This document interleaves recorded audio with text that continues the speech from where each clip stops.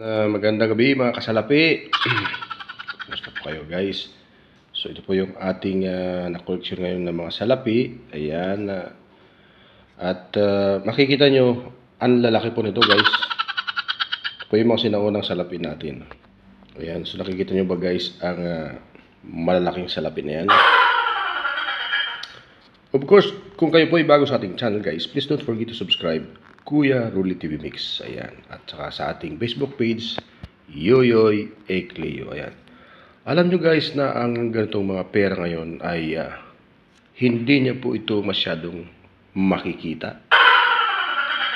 Hindi ibig sabihin na ito ay nagsipagtago sapagkat ito po ay very rare coins na po ito ngayon. Bibihira na po ang nagkakaroon ng ganito at maswerte nga lang tayo dahil meron po tayong ganito. So, sa mga buyers po dyan, ano po, ayan, palakpakan natin ang ating mga kapwa, mga collectors at mga buyers. Ayan. Ayan, salamat po sa inyong pagpalakpak, mga barangay Tagay. Ayan, so, ayan po guys, so, ito po yung una ipapakilala ko sa inyo, no.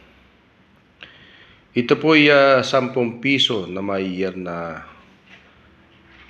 1988 kung hindi ako nagkakamali. Tama po ba? Yan, no? So 10 piso. Alam niyo na ba guys na noong panahon na to ay malaking pera na po ang 10 piso. Ayan. So meron po tayong 2 piraso. Ayan yung isa. Brand new po ito. Ito po ay ating koleksyon sa panahon ng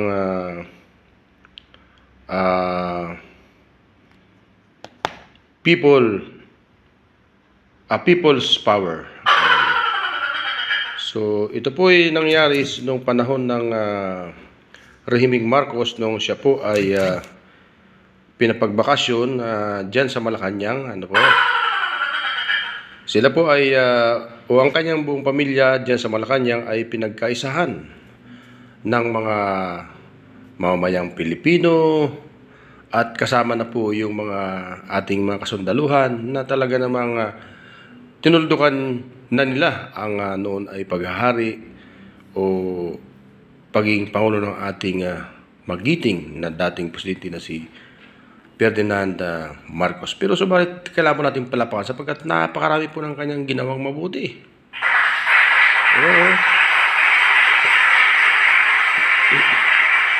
So, hindi po guys maitatanggi ang kanyang mga nagawang proyekto na napakaganda at hanggang ngayon ay nandiyan pa. Napakatitibay. Isa na po yung San Juanico Bridge na nagdudugtong po ng Leyte at Samar. Yung mga heart center na yan, kidney center na yan, at kung ano-ano pa na napakarami sa buong Pilipinas na nagkat ang magagandang proyekto ng Rehiming Marcos na magpahanggang sa ngayon ay pinakikinabangan at ginagamit ng mga tao. So, ayan guys. So, kaya po ito tinatalakay natin ang gatong pera dahil mahalaga po ito. No? So, kung meron kayo itong ganito, noong araw ay malaki na po ito. No? So, subalit atin pong alamin ang mga presyo po ito sa mga susunod nating pagtatalakay. At ito po ay yung piso Jose Rizal na sinasabi ng may ginto. So, alamin din po natin to kung talagang itong may ginto ito, no? So, year 1974. Ano po?